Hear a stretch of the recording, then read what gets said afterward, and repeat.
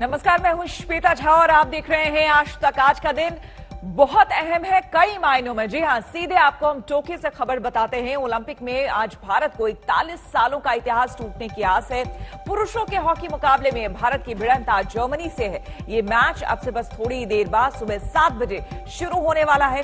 भारत इस मुकाबले में कांस्य पदक यानी कि ब्रॉन्ज मेडल के लिए उतरेगा। 1980 में भारतीय टीम ने मॉस्को ओलंपिक में गोल्ड मेडल जीता था। उसके बाद से अब तक भारत को कोई पदक नहीं मिला है। इस लिहाज से यह बेहद अहम मुकाबला है।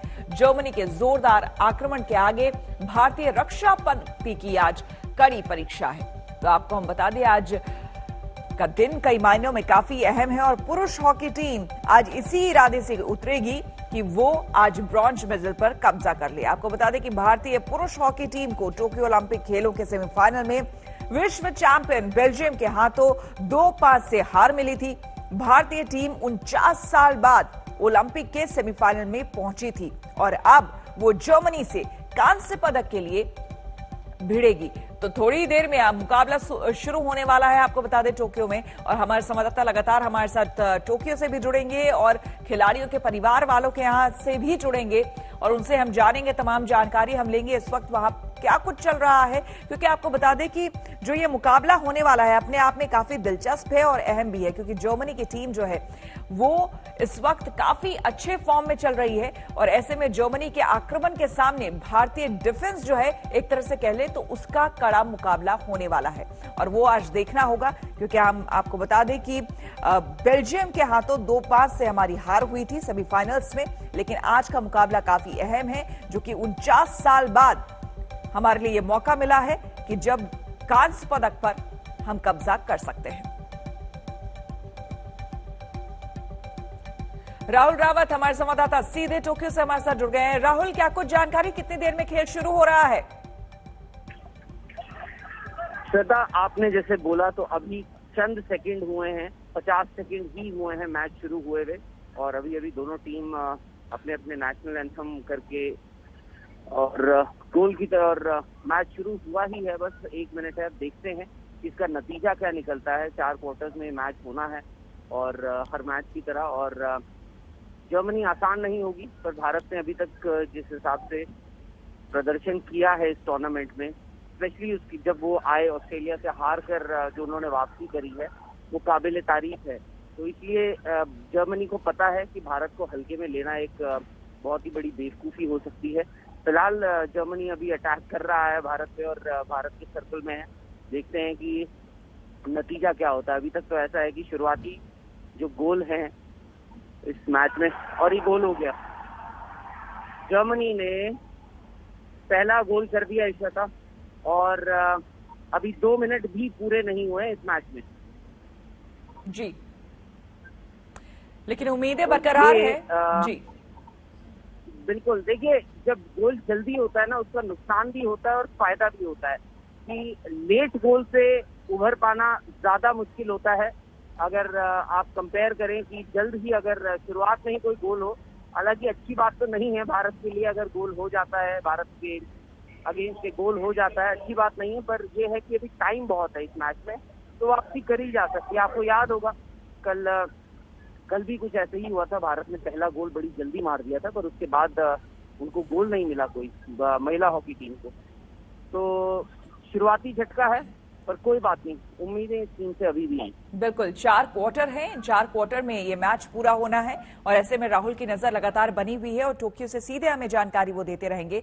हालांकि पहला गोल जर्मनी का हो चुका है, लेकिन फिर भी अभी शुरुआत ही हुई है और खेल में आप इतनी जल्दी कुछ भी निर्णायक आप नहीं कह सकते हैं।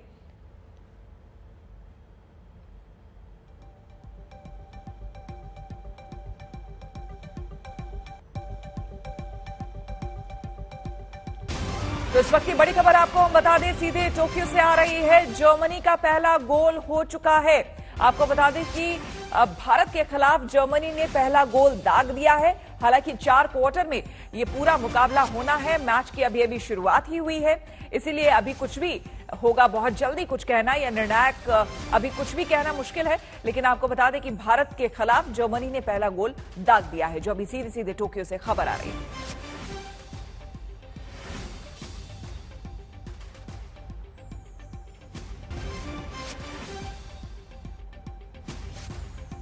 और अब देखिए नॉन स्टॉप 100।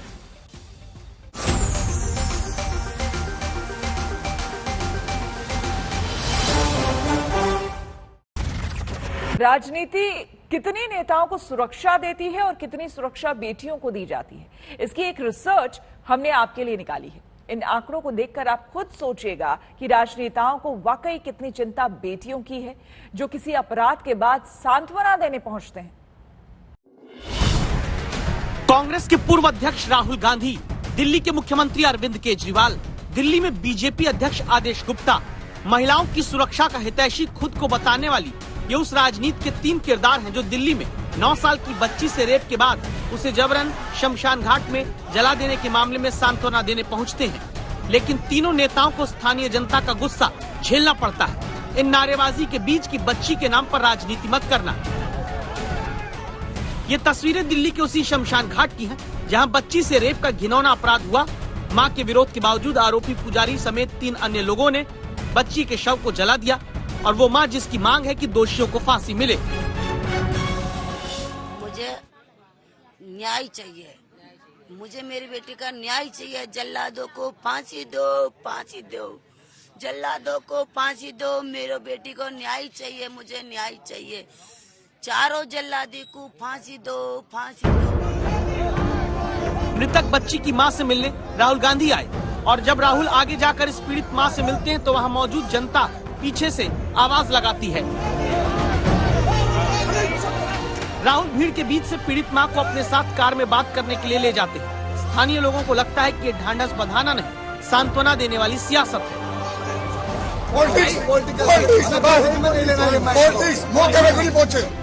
पॉलिटिक्स करने का आरोप राहुल पर तब भी लगा जब उन्होंने पीड़ित परिवार की पहचान उजागर करते हुए ट्वीट किया और लिखा कि देश की बेटी को न्याय दिलाने के लिए साथ हूँ। राहुल गांधी जी भी अपनी संवेदना प्रकट करने आए हैं और कोई राजनीतिक बात नहीं करनी ना है। बेटियों से होते अपराध राजनीति का रंगमंच बन जाते हैं। सबूत ये कि अपराध उत्तर प्रदेश में हो तो राजस्थान के आंकड़े बीजेपी गिनाएगी, और अपराध राजस्थान में हो तो बीजेपी शासित राज्य में बेटियों की असुरक्षा कांग्रेस बताएगी। इसीलिए अपराध के बाद संवेदना जताने वाली राजनीति पर विरोध सबका दिल्ली में होता है। जो दिल्ली के मुख्यमंत्री 2013 में कांग्रेस सरकार के रहते दिल्ली में रेप की घटनाओं पर मुख्यमंत्री पर सीधा सवाल उठाते थे, वही केजरीवाल जब खुद सीएम पद की कुर्सी पर हैं और दिल्ली में पीड़ित परिवार से मिलने पहुंचते हैं तो जनता भी उन पर सवाल उठाती है।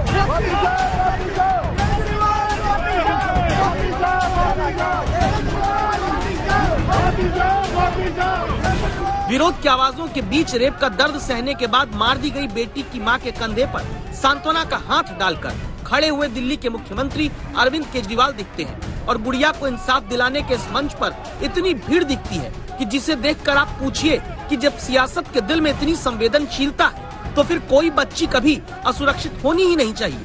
लेकिन ये सारी संवेदनशीलता सियासत की होती है, इसीलिए जिस मंच पर अरविंद केजरीवाल समेत बाकी नेता चढ़ते हैं वो सांत्वना देने वाला मंच भी ढह जाता है। बस मुआवजा एक बार और चढ़ जाता है। दिल्ली सरकार परिवार को 10 लाख रुपए का मुआवजा देगी।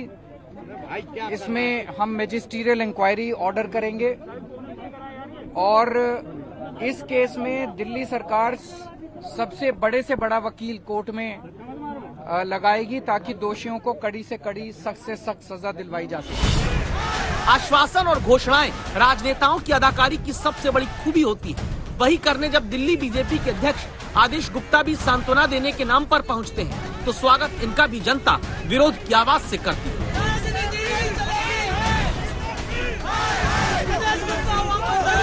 बीजेपी के दिल्ली प्रमुख भी अपनी तरफ से ऐलान कर देते हैं 15 दिन के अंदर निष्पक्ष जांच होकर फास्ट ट्रैक कोर्ट में मुकदमा चलाया जाना चाहिए, ऐसी भारतीय जनता पार्टी की डिमांड है। देश में किसी बेटी से अपराध के बाद राजनेताओं का घर पहुंचना कोई पहली बार नहीं, लेकिन ये जरूर पहली बार देखने को मिलता है कि सत्ता पक्ष हो या विरोधी, हर दल के नेता का विरोध जनता ने किया है। क्या इसलिए क्योंकि अब सांत्वना के नाम पर राजनीति का नाटक आम आदमी समझने लगा है। अरविंद ओझा, दिल्ली आज तक। कोरोना की अलग अलग लहरों के अनुमान से सबकी दुविधा बढ़ा दी है। एक तरफ तो देश के 8 राज्यों में कोरोना का कहर कम होने का नाम नहीं ले रहा। सरकार का कहना है कि इन राज्यों में आर वैल्यू ज्यादा है और अभी तक दूसरी लहर ही खत्म नहीं हुई है। इस बीच एक्सपर्ट्स इसी आर वैल्यू के आधार पर तीसरी लहर की आशंका जता रहे हैं।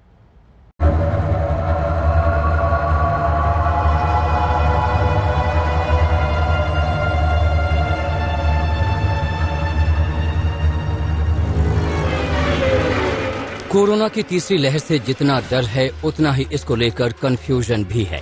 तीसरी लहर के आने के संभावित समय पर रिसर्च और रिपोर्ट्स जारी की जा रही हैं। कई रिपोर्ट्स में अगस्त में ही तीसरी लहर के आने की आशंका जताई गई है।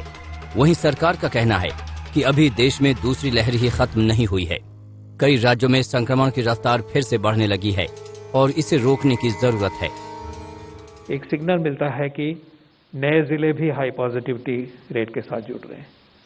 एक सिग्नल ये मिलता है। दूसरा, आपके सामने जो डेटा और मैप दिखाया गया उसमें ये भी दिखाया गया कि हमारे कई प्रांतों में, कई राज्यों में रिप्रोडक्शन नंबर जो है वो 1 से ऊपर पहुंचा हुआ है और बढ़ रहा है।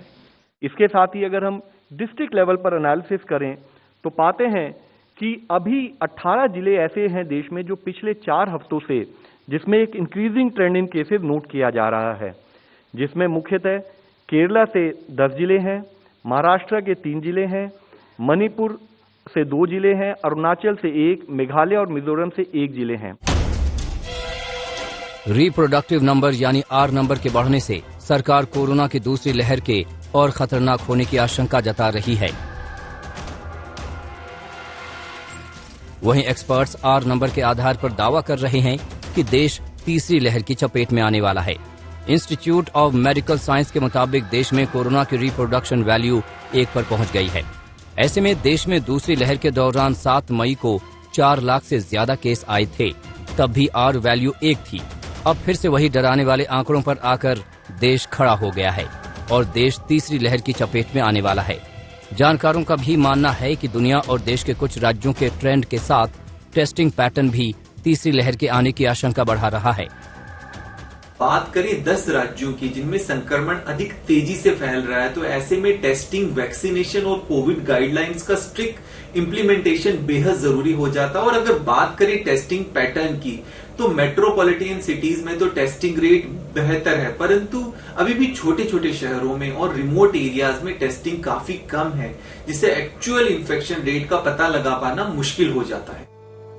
ज्यादातर रिपोर्ट्स में तीसरी लहर के आने की आशंका अगस्त में है। इसका पीक अक्टूबर तक आ सकता है, जब रोजाना 1 से 1.5 लाख तक केस आ सकते हैं। आज तक ब्यूरो।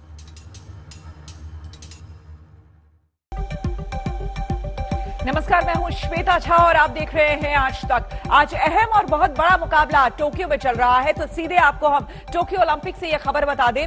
भारतीय पुरुष हॉकी टीम का मुकाबला जर्मनी की टीम से हो रहा है, जिसमें 1-1 की बराबरी पर अब दोनों टीमें आ गई हैं। आपको बता दें, सबसे पहले गोल करते हुए जर्मनी की टीम बढ़त बना ली थी, हालांकि पेनल्टी कॉर्नर उसके बाद मिला। ओलंपिक में भारत ने अब पहला गोल दाग दिया है, तो पुरुष हॉकी में भारत की पहली कामयाबी दर्ज हो चुकी है। 4 क्वार्टर्स में होना है यह मुकाबला, जिसमें फिलहाल 1-1 की बराबरी पर जर्मनी और भारत है। कांस्य पदक के लिए यानी कि ब्रॉन्ज मेडल के लिए यह मुकाबला हो रहा है। काफी अहम है क्योंकि जर्मनी की टीम भी कोई ऐसी वैसी टीम नहीं है, काफी मजबूत, काफी अच्छी टीम है और इनका जो पिछला प्रदर्शन अगर आप देख लें तो जबरदस्त रहा है। ऐसे में भारतीय पुरुष हॉकी टीम जो है उनका डिफेंस कैसा रहने वाला है, ये भी देखना होगा। ये इस वक्त जो मुकाबला चल रहा है काफी और कई मायनों में अहम। राहुल रावत सीधे टोक्यो से हमारे साथ जुड़े हैं। राहुल, थोड़ी तसल्ली की बात कि 1-1 की बराबरी पर हम आ गए हैं। बिल्कुल, और क्या होता है कभी कभार आपको जो शुरुआती झटका लगता है तो थोड़ा आप टेंटेटिव दिखते हैं, थोड़ा आप नर्वसनेस दिखते हैं। मैं सडनली देख रहा हूँ, एक गोल आपने मार दिया है, सिमरनजीत ने वो रिवर्स स्विच मारा और उसके बाद आपकी जो टीम में एक स्फूर्ति दिख रही है, एक वो एनर्जी दिख रही है। अब आपकी टीम अटैक कर रही है। पहले ऐसा होता था, पहले 15 मिनट की पहला क्वार्टर हमने उसमें जर्मनी बहुत ज्यादा अटैक कर रही थी, इंडिया जो है वो डिफेंसिव ज्यादा दिख रही थी। ब्रेक हुआ 15 मिनट बाद, उसके बाद स्ट्रैटेजी ये हुई होगी कि हम ऐसे नहीं खेल सकते, हम इतना डिफेंसिव नहीं हो सकते। और आपने अटैक करना शुरू किया, आपको इसका फायदा मिला।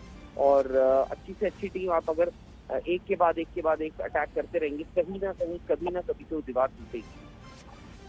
बिल्कुल, और वो दीवार टूटते हुए भी नजर आई है। यहाँ पर आपको हम बता दें कि पहला गोल भले ही जर्मनी ने किया हो, लेकिन उसके बाद थोड़ी ही देर में भारत की तरफ से भी पहला गोल दागा गया और अब भारत और जर्मनी 1-1 की बराबरी पर है। कांस्य पदक के लिए मुकाबला हो रहा है। पूरे देश की नजरें और दुआएं हमारी टीम के साथ बनी हुई है। लगातार जो परिवार के लोग हैं, खिलाड़ियों के परिवार के लोग, वो पूजा अर्चना कई घरों में चल रहा है, तो कई लोगों के दिल की धड़कनें इतनी बढ़ी हुई हैं कि वो टीवी स्क्रीन के सामने भी नहीं आ पा रहे हैं। ऐसे में काफी संभल कर इन्हें भी खेलने की जरूरत है। लेकिन हाँ, जैसा कि राहुल कह भी रहे थे कि आप डिफेंसिव होकर के नहीं खेल सकते हैं ऐसे में। लेकिन यहाँ पर राहुल, आपको क्या अंदाजा लग रहा है यहाँ पर कि अब जहां पर हमारी टीम पहुंच चुकी है, सामने जर्मनी जैसी टीम है, ऐसे में आगे का सफर किस तरह का होना चाहिए, किस तरह से इन्हें खेलना चाहिए? देखिए, जैसे अभी तक ये खेलते आए हैं, उन्होंने ये दिखाया है कि उनका फॉर्मूला कामयाब है, इसीलिए वो आज उन्होंने सेमीफाइनल तक का सफर किया और उसके बाद ब्रॉन्ज मेडल प्लेऑफ भी खेला। पर क्योंकि भारत एक स्ट्रैटेजी, एक तरीके से खेलते आ रहा है, तो अब मॉडर्न हॉकी या कोई भी मॉडर्न स्पोर्ट होता है, उसमें आप एनालाइज बहुत करते हैं। तो उस लिहाज से जर्मनी ने भी देखा होगा कि भारतीय प्लेयर्स, भारतीय टीम किस स्ट्रैटेजी, किस फॉर्मूले से खेल रही है। और ये तो अभी फिलहाल जिस हिसाब से चल रहा है, भारत को अटैक करना पड़ेगा। हमने महिलाओं का भी देखा, कल जो आप अर्जेंटीना से हारे, आपने अर्जेंटीना को 2-1 से रोका और आपका डिफेंस बहुत ज्यादा इम्प्रूव हो चुका है। अदरवाइज वो जो स्कोर लाइन है, हो सकता है 4-1 भी हो सकती थी। कल आपने बहुत अच्छा डिफेंड किया। आज पुरुष हॉकी टीम है, इन्होंने भी डिफेंड बहुत अच्छा किया इस पूरे टूर्नामेंट में। पर ये है कि आपको गोल मारने पड़ेंगे, क्योंकि जीतता वही है अंत में जो गोल मारता है, जिसके ज्यादा गोल हो। और इसीलिए अभी 1-1 की बराबरी से मैच रुका हुआ है। ये ब्रॉन्ज मेडल आपको चाहिए, कि भारत को ये ब्रॉन्ज मेडल चाहिए। ऐसा नहीं है कि कुछ ज्यादा फर्क पड़ेगा, कुछ इससे बहुत, क्योंकि मेडल होता है। जब ये लोग वापस आएंगे, सब मेडल लेकर आएंगे, जो हम हॉकी की बात कर रहे हैं, आपको एक बेंचमार्क ऊपर ले जाएंगे। कल को जो टीम सेमीफाइनल खेलेगी, वो बोलेगी कि वो सेमीफाइनल की दूसरी टीम होगी ओलंपिक्स में सेमीफाइनल खेलने वाली। पर ये है कि बेंचमार्क आप लेकर जाएंगे कि मेडल, हमें ब्रॉन्ज मेडल का बेंचमार्क बना हुआ है, हमें अब सिल्वर मेडल जीतना। तो उस लिहाज से यादगार रहेगा ये सफर। वैसे ही यादगार है, पर इसको और यादगार करने के लिए आपको मेडल जीतना होगा। और भारतीय टीम में मानता हूँ, ये जो टाइमली गोल मिला है आपको, अब क्योंकि करीब 6.5 मिनट रह गए हैं फर्स्ट हाफ खत्म होने में, उसके बाद सिर्फ 30 मिनट रह जाएंगे। और अगर रेगुलेशन टाइम में गोल जो दोनों टीमें हैं, अगर वो सेम स्कोर पे रहती हैं, तो शूट ऑफ होगा। और ये गोल जर्मनी ने कहता एक और गोल दाग दिया है, और इन्होंने, ये तो शानदार गोल है, इसके लिए जितनी तारीफ करी जाए। हालांकि भारतीय फैंस जो हैं, उनके लिए बड़ा झटका है, भारतीय टीम के लिए बहुत बड़ा झटका है। पर जिस हिसाब से ये गोल मारा है जर्मनी ने, वो जबरदस्त, काबिले तारीफ। भारत 2-1 से पिछड़ गया है श्वेता, और क्योंकि बार बार ऐसा ही हो रहा है। उन्होंने जिस हिसाब से अटैक कर रहा है ऑस्ट्रेलिया, जर्मनी एक के बाद एक, और ये इन्होंने डॉज करते हुए, गिरते पड़ते, रिवर्स, और प्लेयर उनके मौजूद हैं, जर्मनी के प्लेयर पासिंग। मुझे ये भी लगा कि थोड़ा आपकी कहीं ऐसा हुआ है कि आपके प्लेयर्स, आपकी टीम जो है, आपके फॉरवर्ड जो है, वो आगे तो पहुंच जाते हैं, पर जब गोल आउट पहुंच जाते हैं, सर्कल के अंदर पहुंच जाते हैं, वो पास किसको दें? वहां पे आपके पास लोग नहीं है, क्योंकि शायद से आप इतना डिफेंसिव हो जाते हैं कभी कभार कि आपके प्लेयर्स उस वक्त नहीं होते मौजूद। आज अभी देखिए, जो जर्मनी ने गोल किया है, ये जबरदस्त तरीके से गोल किया है उन्होंने। उनके फॉरवर्ड लाइन आगे आई और उन्होंने 1-2-3 लोगों को डॉज करते हुए, गिरते पड़ते क्रॉस मारा, पास किया, और सर्कल में उनके दूसरे प्लेयर मौजूद थे, उन्होंने भी गिरते पड़ते जो है एक रिवर्स हिट से शानदार गोल मारा। और भारत अब 2-1 से पिछड़ गया है। 6 मिनट रहते हैं करीब इस फर्स्ट हाफ को खत्म होने में। बिल्कुल राहुल, आप नजर बनाए रखें, लेकिन फिलहाल 2-1 से जर्मनी जो है वो आगे है।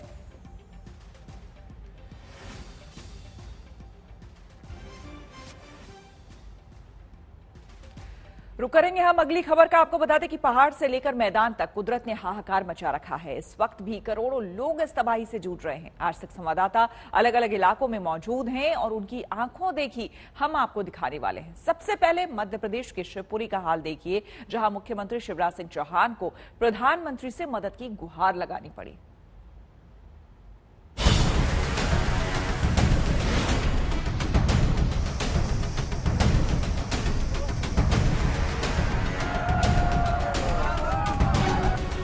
ये बारिश नहीं तबाही है, जिसमें तालाब बन जाते हैं गांव, बह जाते हैं पुल,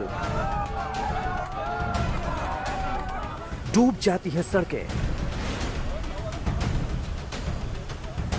डूब जाते हैं मकान, डूब जाते हैं अरमान और लाचार नजर आता है इंसान।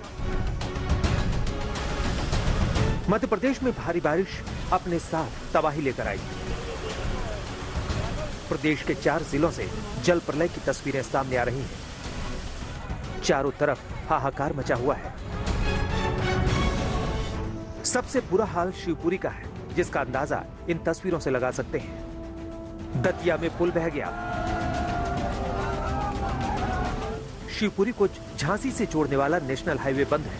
बेहद जोखिम भरे हालातों में आज तक की टीम सबसे ज्यादा प्रभावित शिवपुरी पहुंची और इस रिपोर्ट के जरिए आपको आंखों देखा हाल बता रही है। बेगवा गांव का एक बड़ा हिस्सा जो है इस बारिश के बाद पूरी तरीके से बर्बाद हो गया है और पानी का बहाव कितना तेज रहा होगा उसका अंदाजा लगाइए कि भारी भरकम ट्रॉली जो होती है ट्रैक्टर के पीछे लगने वाली, वो किसी कागज की कश्ती की तरफ पलट गई है। अब उसे देख करके आप अंदाजा लगाइए कि पानी का बहाव कितना ज्यादा रहा होगा। अब जब इतनी भारी भरकम ट्रॉली का यह हाल हुआ है तो बाकी जो मकान हैं वो कैसे बच सकते थे। और इसीलिए अगर आप देखें सामने की तरफ तो ये गांव का एक बड़ा हिस्सा जो है ये पूरी तरीके से टूट फूट गया है। तबाही यहाँ ऐसी बरसी कि किसी का मकान डूब गया तो किसी की उम्मीद। लखन सिंह का भी मकान था इस गांव में, बरसों पुराना था, लेकिन एक रात सिंध नदी का पानी तेजी से बढ़ा के अब देखिए आप पूरा मकान तहस नहस हो गया। पूरा मकान धराशायी हो चुका है। ईंटों से बना हुआ मकान था, लेकिन लहर इतनी ज्यादा तेज थी कि सिर्फ घर वालों को बाहर निकलने का मौका मिल पाया। दरवाजे से लेकर के दीवारें तक इस मकान की अब जमीन में मिल चुकी है। अनाज से लेकर के घर का सारा सामान अब खत्म हो चुका है। ऐसे समय में जब एक बार फिर से बारिश की संभावना जताई गई है, लेकिन बारिश का पानी उतरने के बाद की स्थिति बता रही है कि इस गांव में किस कदर तबाही मची है। ये बेगवा गांव है। लखन सिंह हमारे साथ मौजूद हैं। ये बताएं क्या हुआ था उस रात? सब रात 3:30 बजे नदी आई है, कुछ नहीं कर पाए, हमने अपने शरीर बचा के भागे।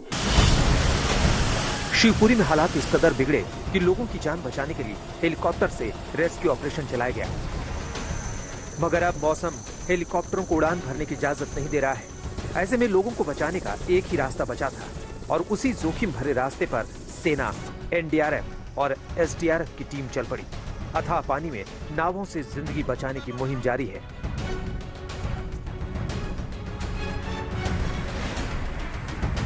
माहौर नदी में सैलाब आया तो 4 लोग बह गए, जिसके बाद एनडीआरएफ की टीम को रेस्क्यू ऑपरेशन करना पड़ा। तेज बहाव में कई घंटे तक जिंदगी और मौत का खेल चलता रहा, लेकिन आखिर में रेस्क्यू टीम जान बचाने में कामयाब रही। बांसखेड़ी में तालाब फूट पड़ा।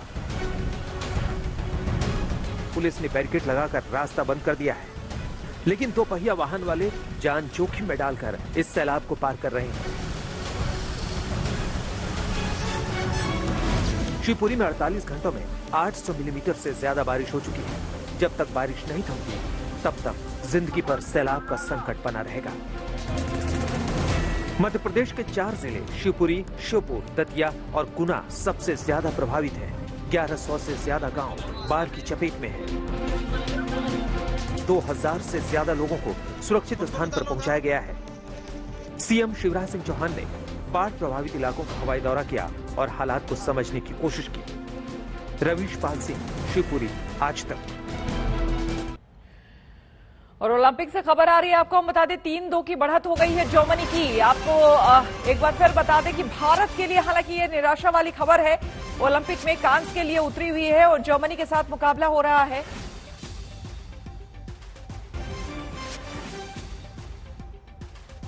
तो हम आपको बता दें कि भारत जो है वो कोशिश लगातार कर रहा है। 2 गोल अभी तक भारत की तरफ से हुए हैं, लेकिन जर्मनी की तरफ से 3 गोल हो गए हैं। तो 3-2 जो है वो 3-2 से आगे चल रहा है जर्मनी। लगातार भारत की तरफ से भी कोशिशें की जा रही है और भारत भी लगातार पीछे चलने की कोशिश कर रहा है। और एक बार बराबरी भी कर ली थी जर्मनी और भारत में बराबरी भी हुई थी। लेकिन हाँ, जिस तरह से लगातार हमारे संवाददाता भी हमें वहां से बता रहे हैं कि ज्यादा डिफेंसिव होकर हमारे खिलाड़ी जो है वो खेल रहे हैं, तो थोड़ा सा ये जो डिफेंस मोड है उससे बाहर निकलने की जरूरत है, थोड़ा आक्रामक होने की जरूरत है और तभी जाकर आप गोल कर पाते हैं। लेकिन फिलहाल जो खबरें आ रही है आपको बता दें कि 3-2 से जर्मनी जो है वो आगे है ब्रॉन्ज मेडल के लिए। यहां पर मुकाबला हो रहा है टोक्यो ओलंपिक में आज भारत और जर्मनी के बीच में, जिसमें कि भारत जो है वो 2 गोल अब तक कर चुका है और जर्मनी 3 गोल कर चुका है। तो 3-2 से फिलहाल जर्मनी आगे है, लेकिन लगातार भारतीय टीम जो है वो भी कोशिशें कर रही है और अभी कुछ भी निर्णायक तौर पर कहना मुश्किल होगा, लेकिन हाँ, लगातार कोशिशें भारतीय टीम की तरफ से भी जारी है। पूरे देश की दुआएं भारतीय पुरुष हॉकी टीम के साथ इस वक्त बनी हुई है और हम यही चाहते हैं कि 41 सालों बाद वो सपना जो है वो पूरा हो और मेडल लेकर ही भारतीय हॉकी टीम जो है वो वापस स्वदेश आए। तो लगातार इस वक्त मैच चल रहा है। भारत के खिलाफ जर्मनी 3-2 से इस वक्त आगे चल रही है। भारत ने अब तक 2 गोल किए हैं, जर्मनी ने 3 गोल किए हैं। भारत शुरुआत से ही काफी डिफेंसिव होकर के खेल रहा है, जो कि खबरें आ रही है। शुरुआत कुछ खास अच्छी नहीं हुई भारत की, लेकिन हाँ, कोशिशें अब भी जारी है। अब भी भारत की तरफ से कोशिश की जा रही है और उस डिफेंसिव मोड से अब बाहर आकर के भारत को खेलना होगा। आज टोक्यो ओलंपिक का 14वां दिन है और आज का दिन कई मायनों में काफी अहम है।